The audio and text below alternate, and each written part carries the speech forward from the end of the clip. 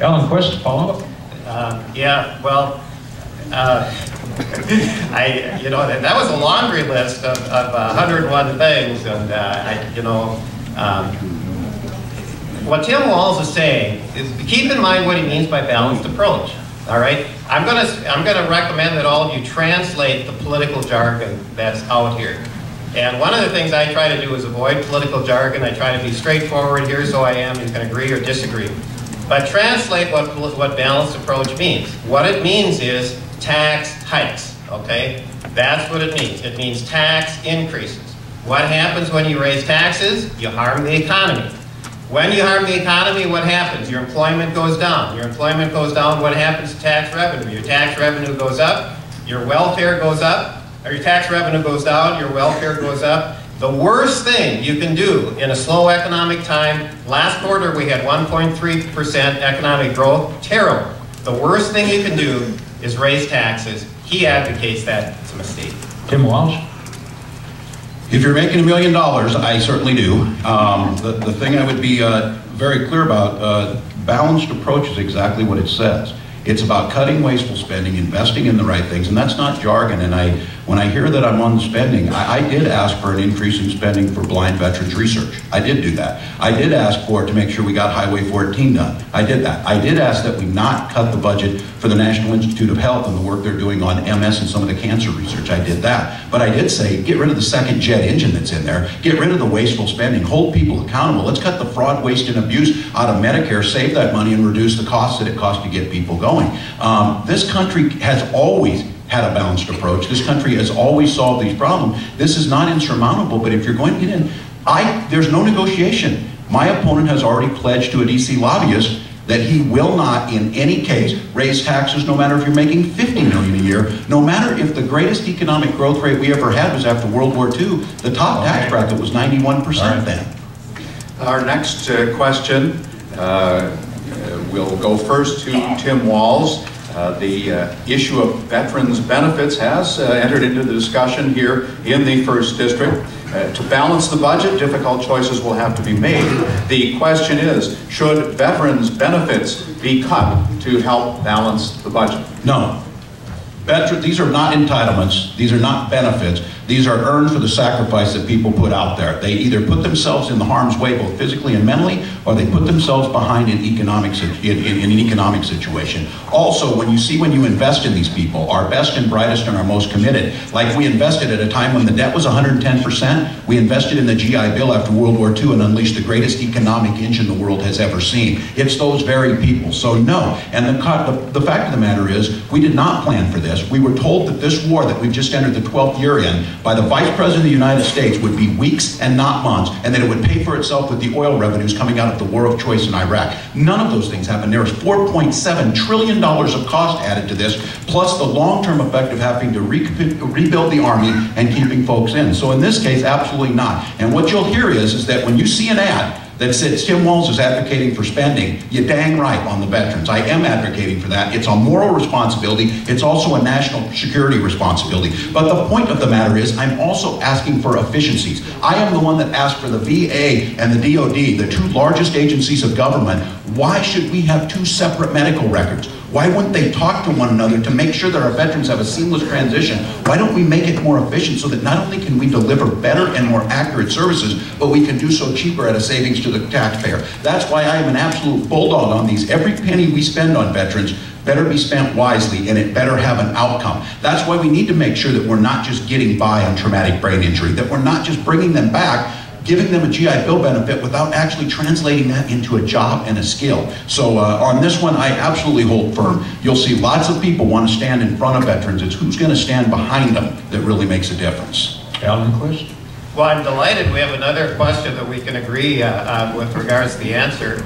As I also am totally opposed to cutting veterans benefits. I want you to know I'm also totally opposed to cutting Social Security and Medicare. Why? All kinds of reasons. One is because we have a contractual agreement that we have made. And in my life, you never break contracts. Never. You always keep contracts. But if we don't get our financial house in order, we're not going to have the money to pay for all the things we need to do. Do you think if we keep running deficits of over $1 trillion a year, that 10 years from now, whatever, 8 years from now, we're going to have the money to pay the benefits we need to spend? I assure you that's not going to happen. The only way we can meet our commitments, and that's to all the entitlements, that's the veterans benefits, that's the national defense, that's the education and everything else, the only way we can do this is get our financial house in order. To get our financial house in order, we have to unleash the lion of free enterprise. How do we do that? Ladies and gentlemen, get ready for some numbers, because I'm a numbers guy. That's how I make my living, okay? Last year, the United States had a growth rate of 1.7%. The top 3 countries in the world on the Economic Freedom Index had a combined GDP growth rate of 4.4%. Why are they at 4.4 when we're down at 1.3? Well, back in 2000, we had a 4.2 growth rate, and we were number 4 on the Economic Freedom Index. Over the years, we have slid and slid and slid and slid. We went from number 4 economic freedom index down to number 10. As we slid down the economic freedom index, our GDP growth went in the tank. How do we get the economy growing? It's by more freedom, not more government. That's how we do it.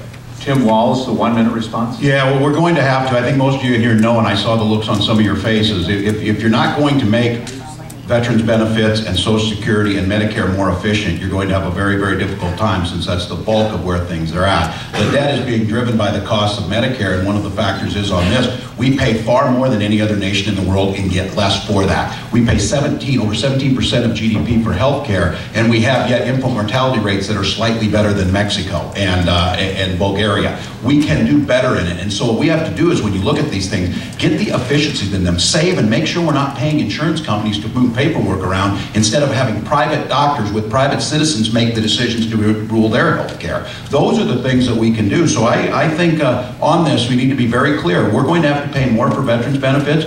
We're going to have an aging population, and we're going to need the services that those things provide. That's why the only way to do this is through a balanced approach. I disagree with one thing with my opponent on this, is that I don't favor the privatization of Social Security. We need to make it a guarantee. Alan Quist, the 1-minute response. Well, I've never favored the privatization of Social Security, and so let's keep the record straight here. You know, what Congressman Walz is talking about is he's talking about the Unaffordable Care Act, and that is going to make us more efficient. That's what he's talking about. And yet, the small businesses on their poll believe what they say, okay? Believe what they say. 72% of them said the biggest factor in prohibiting adding jobs was the Unaffordable Care Act. 72%. Now, do you think they're lying to us? Do you think they don't know their business? These are people who understand, okay, what's going on. And so what the Walz approach does is it puts these barriers to small businesses so you can't have economic growth. We will not get our financial house in order without economic growth. We stay down there 1.7% economic growth rate, we are not going to do it. We have to get up in that 4% rate. How do you do that? Unleash the lion of free enterprise. It's the only way. Alan Quist, Medicare was mentioned. Should the Medicare system be moved to a voucher system or a premium support system, whatever language you'd like to use? Well, I don't think so. I think that the Medicare system is fundamentally workable. I think the Social Security system is fundamentally workable. I don't like the fact that the Unaffordable Care Act took $716 billion out of Medicare to help finance the government takeover of health care. And by the way, don't think that the government is going to make something more efficient. It is not going to happen. And so the key to funding Medicare is everything I've said, unleashing the lion of free enterprise. I think you've heard that phrase now at least 3 times, okay? Unleashing the lion of free enterprise. Don't be surprised if you hear it one more time or so, because it might happen. But really, how do we provide efficient medical care, whether it's on, regardless of the system that you're on, how do you do it? Efficient medical care. Well, I talked to one of my good friends yesterday, and he told me a story, and he gave me a printout that really tells the story. This individual is in his late 60s, and he has been a diabetic for many of his years. He was giving himself 7 shots a day, all right? I'm one of these people that absolutely hates needles. And he tells me about 7 shots a day, and I just, I can't sit still. This just drives me bonkers.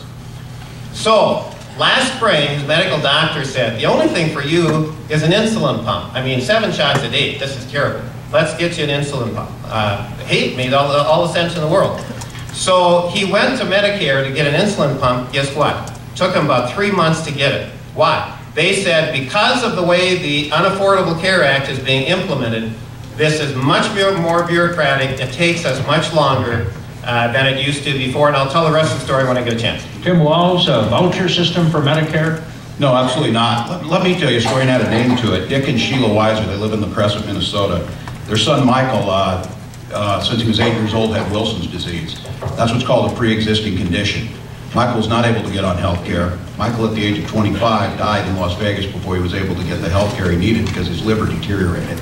What health care is about in this nation is making sure that we provide the opportunities of a basic human right in an affordable manner. You hear about the $716 billion that was taken out of that. Now keep in mind, that was overpayments to insurance companies for Medicare Advantage. That was 114% of regular Medicare, with getting no better results out of that. Medicare system worked. What we need to do is we strengthened it. We lengthened its solvency for 8 years using the Affordable Care Act. And what we were able to do is do something that wasn't in there before. Start making sense about paying for value over volume. The Mayo Clinic said the current system we had before the Affordable Care Act was unsustainable in any way. What we need to start doing in this nation, we pay far more than any other nation and get less for it. Inside the country, if you go to the Mayo Clinic, it costs an average of about $7,000 for a Medicare patient. It costs $17,000 in Texas, in McClellan, Texas. And what ends up happening is, if you rebuild people to bring them back and not make them healthy, we keep paying out. We changed the system to say, let's get results.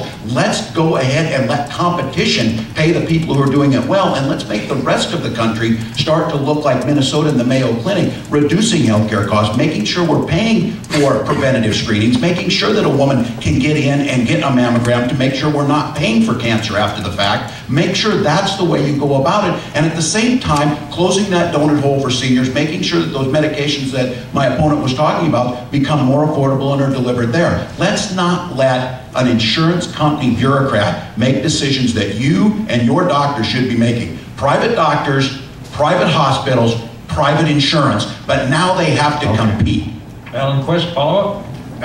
Well, you are not going to make medical care more efficient, more user-friendly by having the government take it over. It just isn't going to happen, folks. So, back to my story. So this gentleman gets the insulin pump, and takes him about 3+ months to get it. The medical professionals he's talking about said because Obamacare is coming in, it's much more complicated, much more bureaucratic. He finally gets it. Okay, what's the problem? Well, every month he has to get insulin, all right? So every month he goes to the drugstore and orders insulin, $911 worth. Every month he's denied. Why? Doesn't meet the guidelines. Every month he has to appeal, and eventually he gets the insulin. And he gave me the record, it's right here, of all the appeals. But it's just a lot of bureaucratic morass, and one time it took him so long to get the insulin, he had to go back to giving himself the 7 shots a day. That's what bureaucracy does for you folks. Tim Walz? Gary, the question was about vouchers, about the Ryan plan to give you $6,400 and go shop for insurance, seniors. Now it seems to me, if the government can't get that right, that you would be for vouchers, that you would ask for that if you're on Medicare. Why would you not take it and go shop out there and not worry about Medicare paying for it? Your $6,400 will take care of it. So this is where there's a disconnect here on this. Medicare can always be better. Every program can always be better. But the fact of the matter is, Medicare has been the single greatest anti-poverty program that this nation has ever seen. We're just making it more efficient, trying to make sure that we deliver it and make sure every taxpayer dollar is accounted for. I don't understand what the outrage is that we took $716 billion out of fraud, waste, abuse, and overpayments to reduce the donut hole and get more get early screenings done, making Medicare more efficient. That's the way we should go about it.